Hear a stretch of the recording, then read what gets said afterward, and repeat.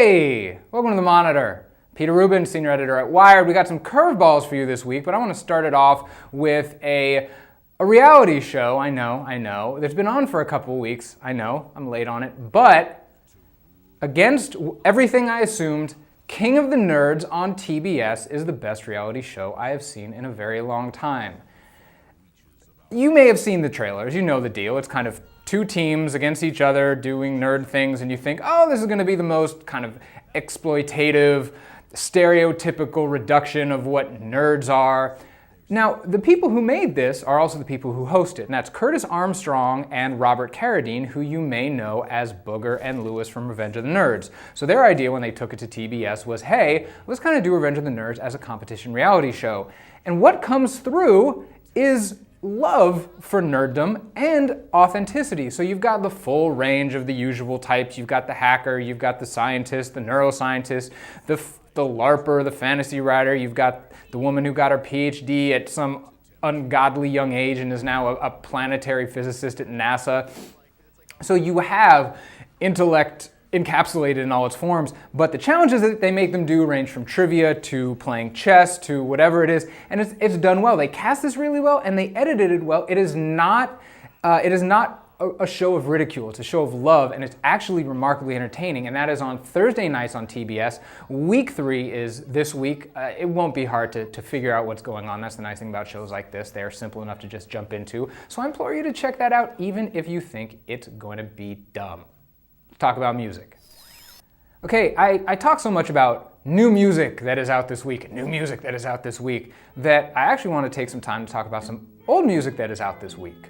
It's new this week, but it's only about 80 years old. I am talking about Jack White's label, Third Man Records, is taking this week to introduce the first 3 volumes, or the first volume of the first 3 artists in their kind of complete recorded work series. They're taking early Delta Blues artists and they're giving them the loving vinyl treatment. These were kind of produced in conjunction with Document Records, which is a UK-based label that has rights to a ton of early Delta Blues musicians. Blind Willie McTell is probably the one that you have heard of the most, but there's also Charlie Patton, who is widely acknowledged as the originator of Delta Blues, and then there are Mississippi Sheiks, who were a fiddle and guitar family band, for lack of a better term, who have a song, Sitting on Top of the World, that's been covered by basically every blues musician you can think of.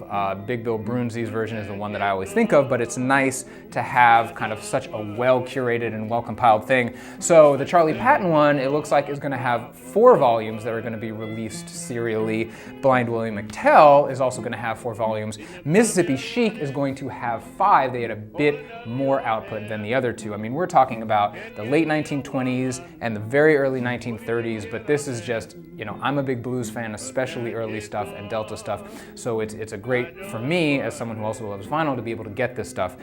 If you are not a vinyl person, this stuff is always available kind of on CD and digital download, and a lot of people are taking care to kind of scrub old 78s and put out good remasters of recordings, but if you are a vinyl person, actually let me do a very, very quick unbox, if you will, so you can kind of see what the record looks like. My one beef, and this is the ex-DJ and me talking, is that these are just kind of 2-side LPs. So you're looking at 8 tracks on a side, 7 or 8 tracks on a side, which is great to get a bunch of music on vinyl. Not the best if you're looking to play this out. It's just it's a lot of tracks put onto one side. That is a tiny, tiny quibble. So if you're a DJ, I doubt you're going to be taking this out and trying to mix it up anyway, so don't even worry about that. So Third Man Records, complete recorded histories of various great Delta bluesmen. That starts this week. Check those out. Let's talk about games. Okay, now I haven't spoken about video games in a while, but there is something coming to the App Store this week, iOS App Store, that I am very excited about. It is a game called Little Inferno. It's from the makers of World of Goo, and it was actually released late last year for the Wii U and for PC. One of the quibbles that people had with this was that it felt a little bit more like an iOS game, like something you drop a couple bucks on and have some fun with. It is now satisfying that need. It is perfectly suited to this. Now, on the face of it, Little Inferno is a strange thing to describe. It is essentially a fireplace simulator. You basically buy toys, buy things, and then you burn them. and it's always fun to burn things. But this is really a puzzle game. You are given clues that hint at recipes of combinations of things that you burn to unlock the next things and kind of progress in the game. As you get deeper into the game, a mysterious storyline starts to emerge. Now, what's fun about this is obviously you have the kind of surface level, the game itself, but the subtext of this is kind of nicely satirical. It really takes aim at the much derided Zynga model in games like Farmville that kind of force you to buy things in the game in order to get ahead. So this turns that on its head really nicely. It is a perfectly suited iOS port, I suppose. It's really well situated on this kind of device. That's the way, in my opinion, it was meant to be played, and I'm glad it is here. That is out this week. Little Inferno on the iOS App Store, that's another definite pickup. So that is it for the monitor this week. We will be back next week with all the newest in pop culture. But until then, inspirational catchphrase here.